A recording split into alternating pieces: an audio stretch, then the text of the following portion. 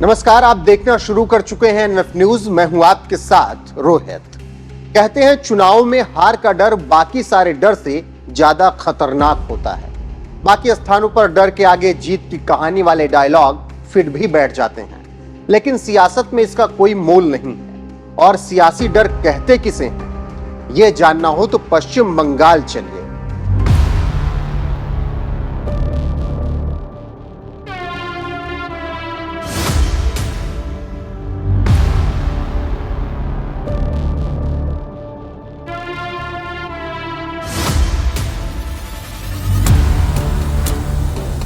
ममता बनर्जी चुनाव शुरू होने से पहले ही जिस राह पर चल रही हैं, वो बताने के लिए काफी है कि दीदी को आहिस्ता आहिस्ता इस बात का खौफ सता रहा है कि सब ऐसे ही चलता रहा तो चुनाव में चारों खाने चित्त होने से उन्हें कोई बचा नहीं पाएगा।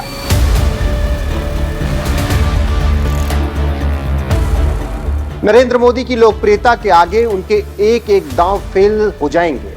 बंगाल में विधानसभा और लोकसभा दोनों की सीटें ममता बनर्जी के पास ज्यादा हैं। इस लिहाज से ममता की पार्टी टीएमसी बेहिचक चुनावी मैदान में उतरती है, लेकिन ऐसा है नहीं।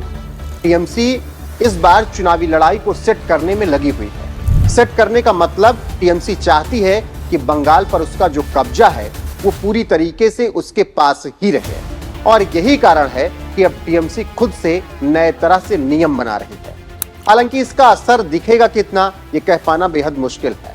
इसे एक एक कर जानते हैं कि ममता दीदी बंगाल में चुनाव से पहले क्या कुछ कर रही हैं।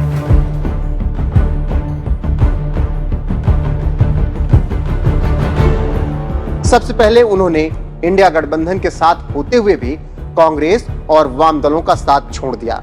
सभी 42 सीटों पर उन्होंने खुद के उम्मीदवार उतार दिए, और अब दीदी चाहती हैं कि बंगाल की चुनावी लड़ाई दो ध्रुवीय हो जाए। इसका इशारा उन्होंने चुनावी मंच से दे भी दिया है। ममता दीदी तो ये तक कह चुकी हैं कि कांग्रेस और वाम दलों को वोट ही मत दीजिए। इन दोनों पार्टियों को वोट देने का मतलब है बीजेपी को वोट देना, नरेंद्र मोदी को वोट देना। अगर इसका थोड़ा बहुत भी असर होता है तो इसका राजनीतिक परिणाम यह होगा कि चुनाव बीजेपी बनाम टीएमसी हो जाएगा। फिर मुस्लिम वोट के छिटकने का डर पूरी तरीके से खत्म हो जाएगा। इसे बारीकी से जानिए, ना तो मुस्लिमों का वोट कांग्रेस को जाएगा और ना ही वाम दलों को, जिससे ममता दीदी के लिए राहें आसान हो जाएंगे। इस बात को एक वाक्य में कहा जाए तो ममता दीदी चाहती हैं कि एंटी बीजेपी वोट किसी भी कीमत पर ना बटे, सारा का सारा वोट उनकी झोली में आ जाए। अब ममता दीदी का डर नंबर 2 भी जान ही लीजिए। बंगाल में वाम दलों की पकड़ कितनी है और किस तरह से है, ये ममता बनर्जी बहुत अच्छी तरीके से जानती है। निकाय चुनाव और विधानसभा चुनाव में वाम दलों का वोट शेयर जिस तरह से बढ़ा है, उसे देखकर ही टीएमसी अंदर से डरी हुई है। निकाय चुनाव में वाम दलों को 17% के करीब वोट मिले थे, और विधानसभा चुनाव में करीब 5.5% से ज्यादा वोट मिले। अब ये देखकर भी टीएमसी को इस बात का खौफ है कि अगर पिछले निकाय और विधानसभा चुनाव की तरह ही इस लोकसभा चुनाव में ऐसा हो गया तो सारा गुड़ गोबर में बदल जाएगा।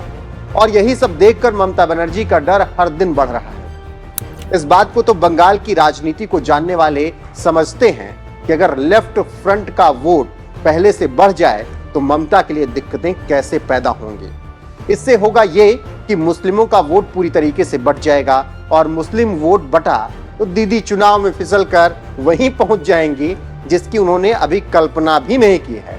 बंगाल में 42 में से 13 सीटों पर मुस्लिम वोटरों का प्रभाव है। प्रभाव का मतलब ये कि इन सीटों पर मुस्लिम वोटर ही जीत और हार दोनों तय करते हैं, और इन सीटों पर बीजेपी बिल्कुल नजर गड़ाए बैठी रहती है, क्योंकि मुस्लिम वोट पूरी तरीके से बटेंगे तो बीजेपी के लिए राहें आसान होंगी, और बीजेपी इसके लिए हर तरह से कोशिश भी करती है।